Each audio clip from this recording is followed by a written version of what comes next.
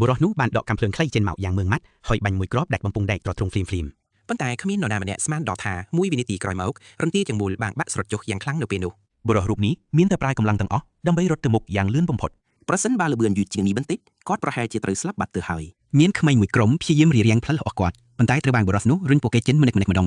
នរ៉ាទៅដឹងថានៅចុងបញ្ចប់នៃរន្ទានោះបែរជាមានក្មេងស្រីម្នាក់ឈរនៅទីនោះទៅវិញដោយមើលឃើញគ្រោះថ្នាក់នៅចំពោះមុខបុរសនោះបានប្រាយកម្លាំងកាយទាំងអស់ប្រឹងប្រែងរត់សម្រុកទៅមុខយ៉ាងលឿននៅពេលនោះដែរលបឿននៃការបាក់រន្ទាក៏កាន់តែលឿនទៅរាងកាយរបស់បុរសនោះក៏ចាប់ផ្ដើមផ្អៀងទៅម្ខាងដោយមិនអាចគ្រប់គ្រងបាន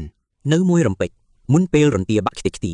បុរសនោះបានចាប់ក្មេងស្រីជាប់បន្ទាប់មកគាត់បាននាំនាងទៅកាន់តំបន់សុវត្ថិភាពបន្ទាប់ពីបានឆ្លងកាត់ទិដ្ឋភាពដ៏គួរឲ្យរន្ធត់នោះក្មេងស្រីត្រូវបានបំភ័យរហូតយំយ៉ាងខ្លាំងភ្លាមៗបន្ទាប់មកបុរសនោះបានបើកទ្វារបន្ទប់ដើម្បីត្រៀមខ្លួនចាកចេញប៉ុន្តែនៅពេលទ្វាររបើកបន្តិចក៏បានធ្វើឲ្យប៉ះនឹងអន្ទាក់កាំរស្មីអ៊ីនហ្វ្រារ៉េតនៅក្នុងបន្ទប់ដោយអចេតនាក្នុងមួយរំពេចនោះវាបានបង្កឲ្យមានប្រតិកម្មខ្សែសង្វាក់នៃយន្តការជាច្រើនឡានប្រណាំងក៏បានបញ្ឆេះឡានហើយបានទាញគន្លឹះគ្រាប់បីដៃនៅលើជញ្ជាំងចេញទោះបីជាការផ្ទុះចិត្តនឹងកើតឡើងក៏ដោយក៏បុរសរូបនេះនៅតែមានភាពស្ងប់ស្ងាត់យ៉ាងខ្លាំងបន្ទាប់មកគាត់បានបិទទ្វារបន្ទប់ដោយមិនប្រញាប់ប្រញាល់ឡើយនៅវិនាទីចុងក្រោយមុនពេលការផ្ទុះចាប់ផ្ដើមបុរសនោះបានឈានជើងមួយជំហានធំរំលងរបងរួចលោតចុះពីជាន់ទី12ដោយគ្មានភាពស្ទាក់ស្ទើរឡើយទោះជាយ៉ាងណាសមត្ថភាពរបស់បុរសម្នាក់នេះគឺខ្លាំងមិនគួរឲ្យជឿគាត់គ្រាន់តែប្រើកម្លាំងនៃដៃទាំងពីរដើម្បីចាប់បង្កាន់ដៃយ៉ាឲ្យជាប់បន្ទាប់មកគាត់បានក្រឡប់ខ្លួនចូលទៅក្នុងច្រករបៀងហើយបន្ទាប់ពីប្រកាសថាសុវត្ថិភាពទាំងស្រុងគាត់ក៏បានរាយការណ៍ទៅមេថាភារកិច្ចត្រូវបានបញ្ចប់ដោយជោគជ័យ